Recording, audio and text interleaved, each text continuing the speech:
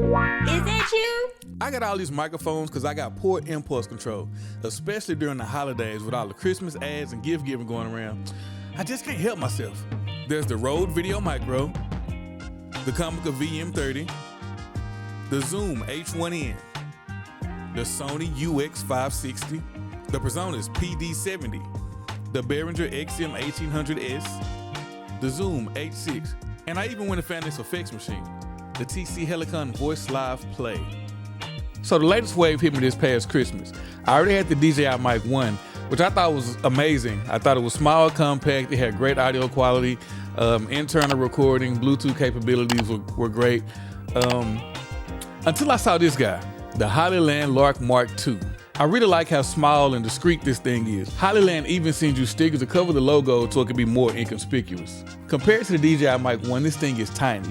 It's almost invisible until you compare it to the Hollyland Lark M2S. At first glance, you might think it's the same size as the Lark Mark II until you realize that that's the microphone. Once you slip it on your shirt, you barely even notice it. But is that the most important thing? Is this good enough to be my main wireless mic? I'm gonna test all three of these in situations where I would actually be using them and see which ones I'm keeping and which ones I'm getting rid of. I also got the DJI Mic 2 as part of the Osmo 3 Creator Combo package. So I'll be testing this one out, but I'm definitely not getting rid of this one, not selling it. So I got all these mics all at once. It was a rush decision, impulsive, and I didn't need them all, obviously.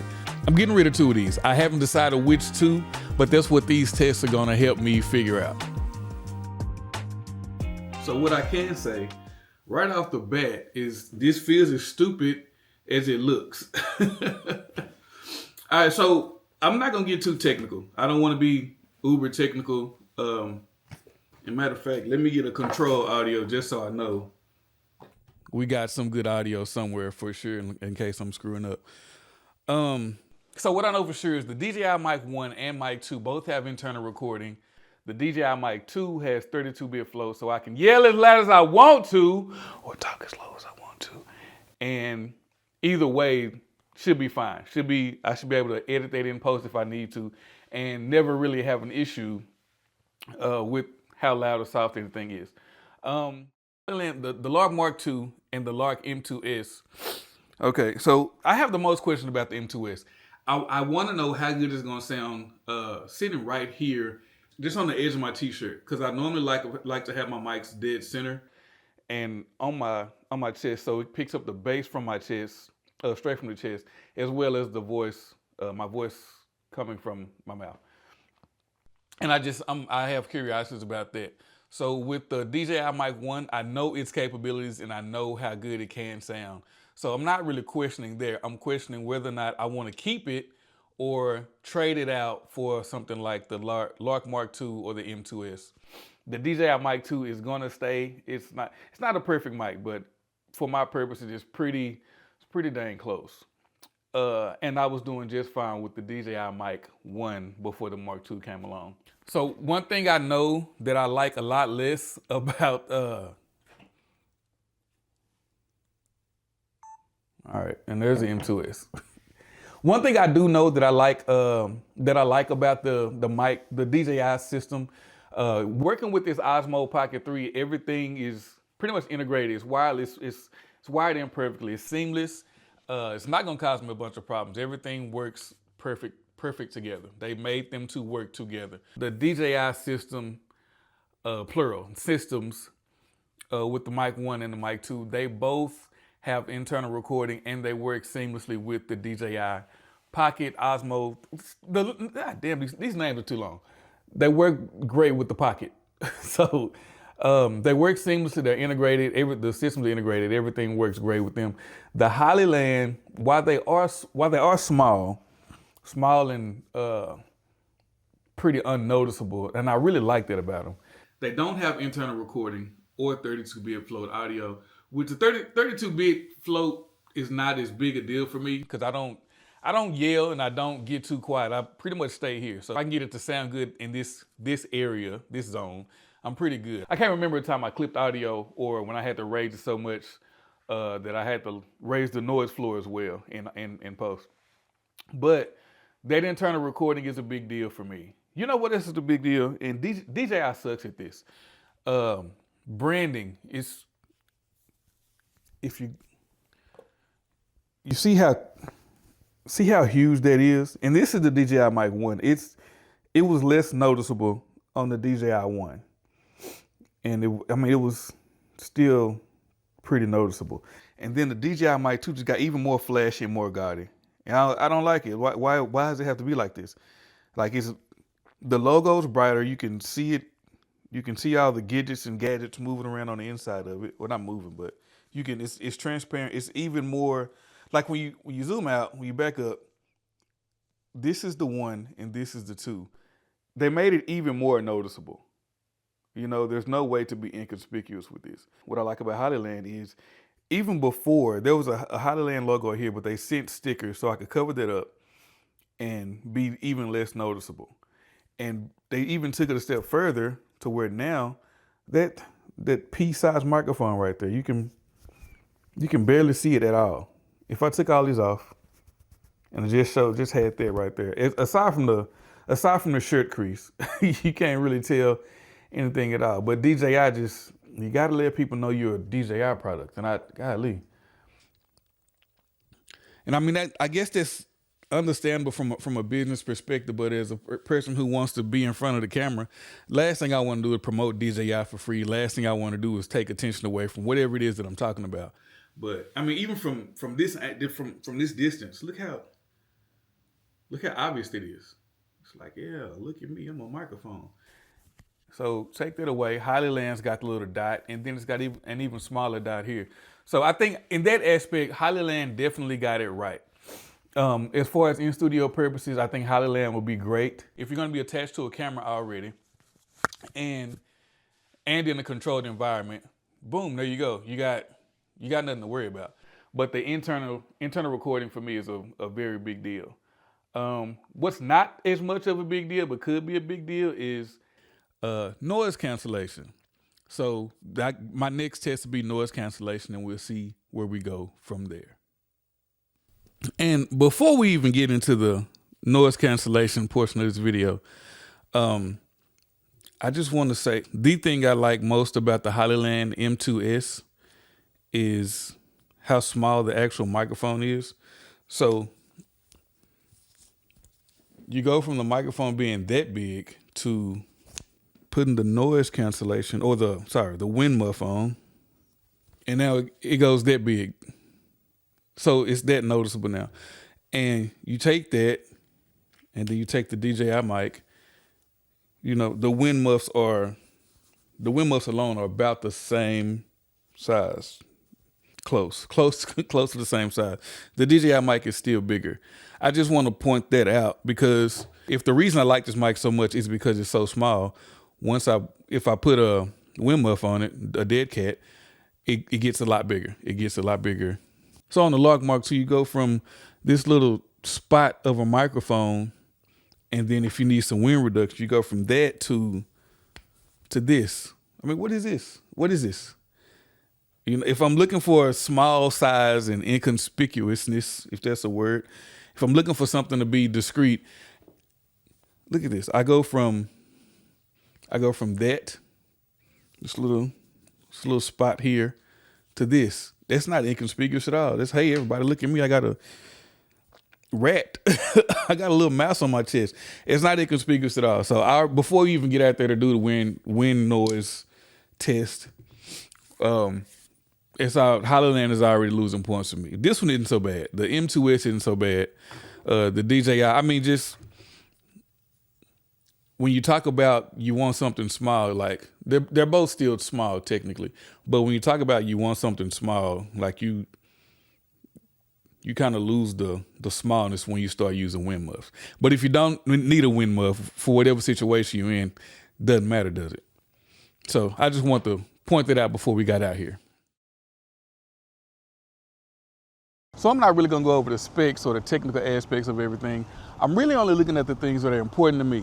I'm into filmmaking, interviews, vlogs, and a little bit of podcasting. So the 4 things that matter most to me are sound quality, noise cancellation, wind reduction, and overall usability. especially with the Pocket 3. And the Mic 2 has an immediate advantage because it works so well with the Pocket 3 without having to use a receiver. But for certain things, I'm gonna need two mics. And I wanna see if it's worth it to go ahead and complete the DJI Mic 2 set, or if I should just use one of the mic kits I already own. So right off the rip, we know that each of these mics sounds great. Each one has its thing that makes it different, not necessarily better than the other microphones. The Lark M2 is small, it's discreet, and it's versatile. It can be magnetic, it can be clipped, it can even be hung from a necklace, but there's no internal recording. And to be used with the Pocket 3, you would have to use a receiver. And the windscreen is kind of huge. It almost defeats the purpose of having such a small size in the first place. The advantage of the M2S is obviously its size and how unnoticeable it is. If you only intend to clip it, this might be your best bet. But there's also its biggest shortcoming. You have to clip it. I mean, you could hang it from a necklace, but there'd be no way to stabilize it because there's no magnet. The DJI Mic 1 has professional sound quality and internal recording. If I only had this microphone, I'd be fine. It's just not as small and discreet as some of the other options. The DJI Mic 2 is the big dog, literally. It has internal recording, 32-bit float, and it works seamlessly with the Pocket 3. Its usability is 10 out of 10. It can be clipped, it can be connected magnetically, and you can attach a separate lav mic. Obviously, no mic is perfect, but on paper, this one is getting there. It's just not small, and the kit is not cheap. This is a noise cancellation test for the M2.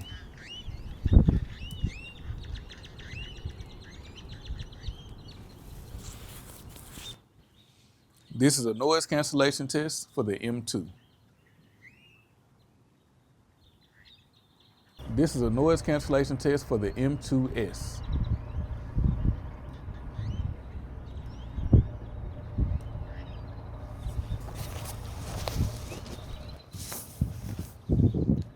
This is a noise cancellation test for the M2S.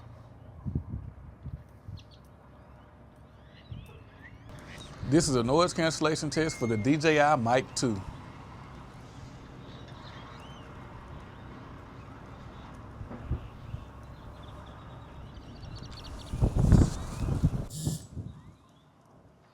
This is a noise cancellation test for the DJI Mic 2. This is the wind test for the Lark M2.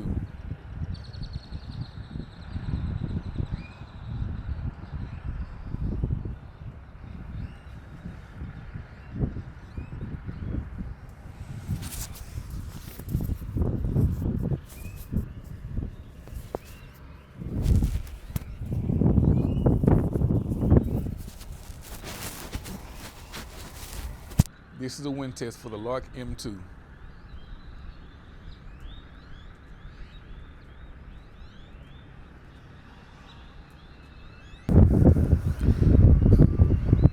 This is a wind test for the M2S.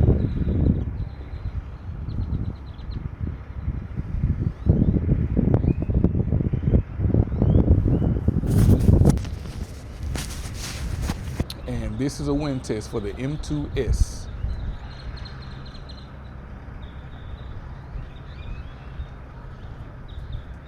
Wind test with noise cancellation.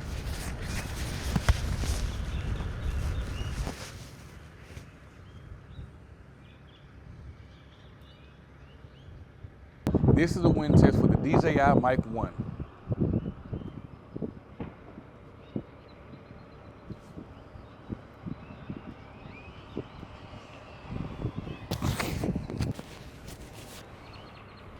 This is a wind test for the DJI Mic 1.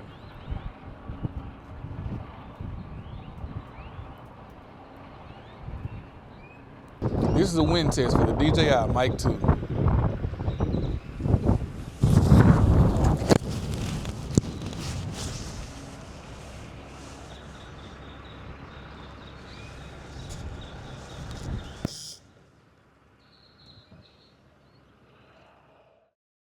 All right, so I think I made a decision on what I'm keeping and what I'm getting rid of.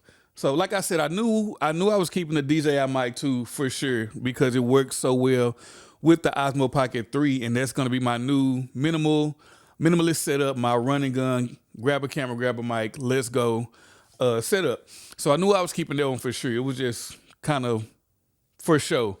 It was just for comparison with the other microphones. I think the one I'm getting rid of two of them. The two that I'm getting rid of will be the DJI Mic 1.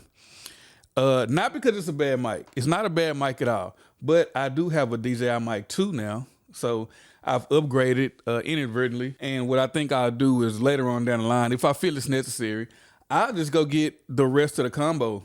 I get another receiver, transmitter in the case. It may work out cheaper that way anyway.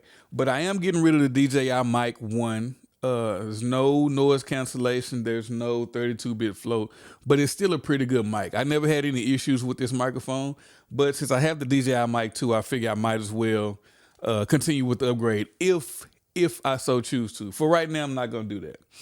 The other one I'm getting rid of is the Hollyland M2S. I'm gonna part ways with this one. It's also a good mic. It's good for what it is. It's good. It's inconspicuous. You can't see it. It's really, really discreet, unnoticeable, but it's one-dimensional if you asking me. So I can only clip it, on a t-shirt or somewhere else where it may need to be clipped. But that's the only way. That's the only way I can handle it. That's the only way I can mount it anywhere.